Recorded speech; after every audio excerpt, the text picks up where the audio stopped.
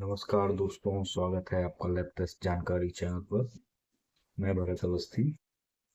आशा करता हूँ कि आप सब अच्छे होंगे।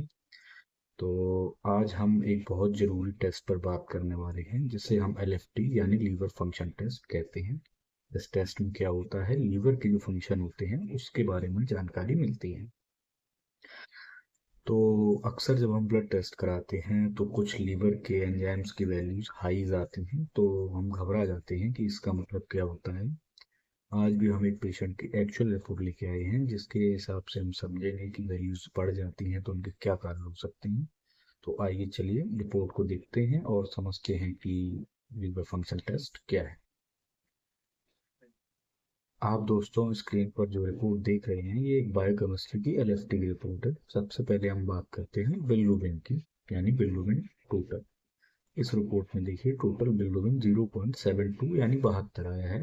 वैसे तो मशीन ने इसे हाई मार्क किया है क्योंकि यह नॉर्मल रेंज में है, जो कि 0.70 तक होती है। इसका मतलब यह बस बॉर्डर लाइन पर है, तो घबराने की कोई बात नहीं है। अगर यह बहुत ज़्यादा बढ़ जाए, बिलिरुबिन 2.0 या 3.0 या उससे ऊपर चला जाए, तो यह पीलिया यानी जॉन्डिस का संकेत होता है। अब इसके क्या कारण हो सकते हैं जॉन्डिस होने के? कि लीवर में इन्फेक्शन, जिसे हम हेपेटाइटिस बोलते हैं, अल्कोहल का सेवन, गॉल ब्लैडर में पथरी होना, ये सब कंडीशंस में यह बढ़ जाता है। अब हम देखते हैं लीवर एंजाइम्स। एंजाइम्स क्या होते हैं? एसजीओटी और एसजीपीटी। अब हम आते हैं लीवर की सेहत बताने वाले सबसे मुख्य टेस्ट पर, एसजीओटी और एसजीपीटी। इस रिपोर्ट में देखिए एसजीओटी जो कि 24.9 है और एसजीपीटी जो कि 26.9 है, वह दोनों ही नॉर्मल रेंज में है, जिसका मतलब है कि लीवर की कोशिकाओं में कोई टूट फूट नहीं है।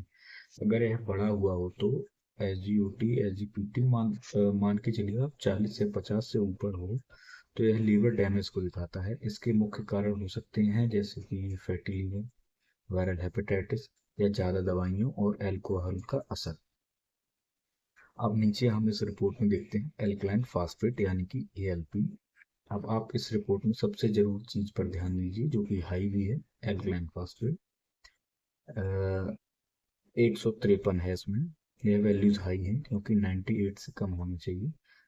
क्यों है? इसके बढ़ने के क्या कारण हो सकते हैं, आइए देखते हैं। सबसे पहला कारण हो सकता है पित्त की थैली, जिसे बाइल डक्ट बोलते हैं। अगर उसमें कोई रुकावट हो जैसे पथरी, तो यह बढ़ सकता है।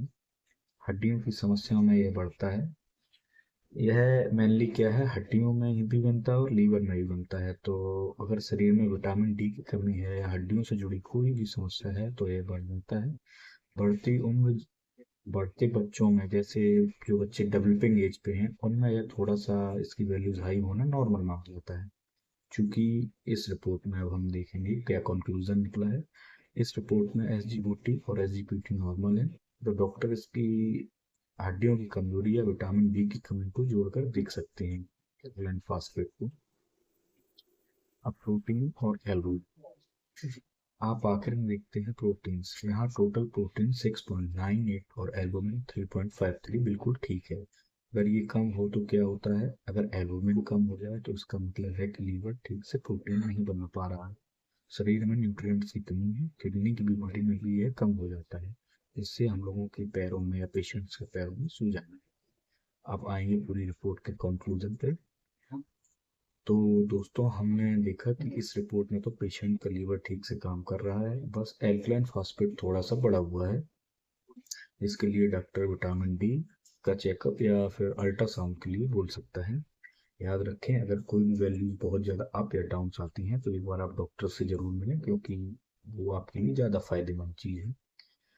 अगर वो आप कोई भी समस्या हो इस रिपोर्ट से रिलेटेड या एलएफटी से रिलेटेड, तो कमेंट बॉक्स में अपनी कमेंट लाजमी करें। नमस्कार। अगर जानकारी अच्छी लगी हो, काम की लगी हो, तो वीडियो को लाइक करें और वीडियो शेयर करें। धन्यवाद।